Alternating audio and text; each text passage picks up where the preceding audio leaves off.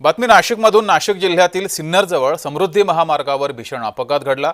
यामध्ये 2 जणांचा जागीच मृत्यू झालाय तर 9 जण जखमी झालेत। जखमींमध्ये 8 लहान मुलांचा समावेश आहे। सिन्नर तालुक्यामध्ये विवाह सोहळा आटोपून हे कुटुंब कल्याणला परतत असताना किया करेन्स या कारमधून प्रवास करत असताना कारचं टायर फुटलं आणि कार उलटून ट्रॅकवर धडकली। गाडीचा पूर्णपणे चक्काचूर झालाय। जखमींवर सिन्नरच्या खासगी रुग्णालयामध्ये उपचार सुरू आहेत। तिघांना उपचारासाठी नाशिक येथे हलवलं गेलंय। अधिक माहिती घेऊया, माझे सहकारी अमेय चुंबळे आपल्यासोबत जोडलेत। अमेय, तुम्ही राजस्थान आणि तामिळनाडूसह 8 ते 9 राज्यांमध्ये स्वतः कार चालवत प्रवास केलाय। समृद्धीमधील या अपघाताची संभाव्य कारण नेमकी काय असू शकतात? हो जगदीश, जसं तू आता म्हणालास की या बातमीमध्ये की या गाडीमध्ये एकूण 11 ते 12 जण होते। म्हणजे 3 मोठे होते, सज्ञान 18 वर्षाच्या वर, आणि 8 ते 9 लहान मुलं होती।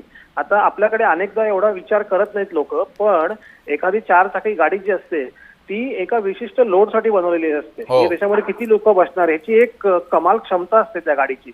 पण आपल्याकडे हे म्हणजे बऱ्याचदा कुठे लग्नाला गेलं किंवा जिकडे खूप लोक आहेत ज्यांना जायचंय त्याच्या वेळेला अनेकदा आपल्याकडे गाडीमध्ये लोक कोंबायची एक प्रवृत्ती असते। बरं, म्हणजे आता दुसरी काही वाहनांचं साधन नसेल वगैरे हा मुद्दा वेगळा आहे, मात्र सुरक्षेच्या दृष्टीने हे अतिशय घातक आहे। कारण जेव्हा एखाद्या गाडीवर लोड म्हणजे तुम्ही ओव्हरलोड करता ती गाडी, आणि मग ती गाडी जेव्हा तुम्ही समृद्धी महामार्गासारख्या रस्त्यावर नेतात जिकडे कमाल वेग मर्यादा 120 आहे। आता तुलाही माहिती आहे जगदीश, तू पण अनेकदा कारने प्रवास करतो, आपल्याकडे 120 वेग मर्यादा असली की माणूस 140 वर नेतो ती गाडी। हे अतिशय धोकादायक आहे, चुकीचं आहे। मात्र ती गाडी जेव्हा ओव्हरलोड असते तेव्हा जेव्हा तुम्ही ती 120 ने चालवता तेव्हा त्या गाडीचे टायर आणि रस्ता यांच्यामधलं जे घर्षण असतं ते प्रचंड वाढतं, प्रमाणाच्या बाहेर जातं, आणि घर्षण झाल्यानं तिकडे उष्णता निर्माण होते आणि त्याच्यामुळे टायर फुटतं। आणि हे म्हणजे अनेकांना माहिती आहे, स्पेशली जे गाडी चालवतात किंवा दुर्दैवाने ज्यांनी अपघात बघितलेत, एकदा टायर फुटल्यावर तुमची गाडी कुठली असो, मग किया कॅरेन्स असो, मर्सिडीज असो का BMW असो, एकदा टायर फुटल्यावर तुम्ही चालक म्हणून काहीही करू शकत नाही। खास करून जर का 120-140च्या स्पीडला गाडी असेल तर तुम्ही काही करू शकत नाही, मग पुढे सगळं नशिबावर जातं। त्याच्यामुळे या संभाव्य कारणाची ओव्हरलोड असेल नाही तर, आणि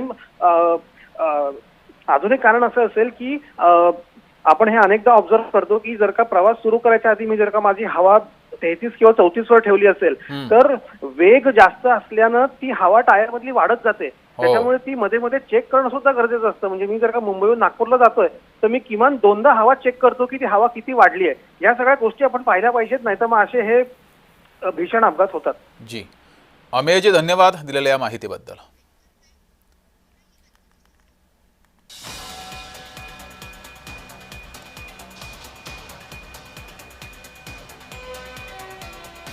समृद्धी महामार्गावर हा अपघात झालेला आहे। यामध्ये अनेकांचा जीव गेलाय, 9 लहान मुलांचा सुद्धा समावेश या अपघातामध्ये होता, ते जखमी आहेत।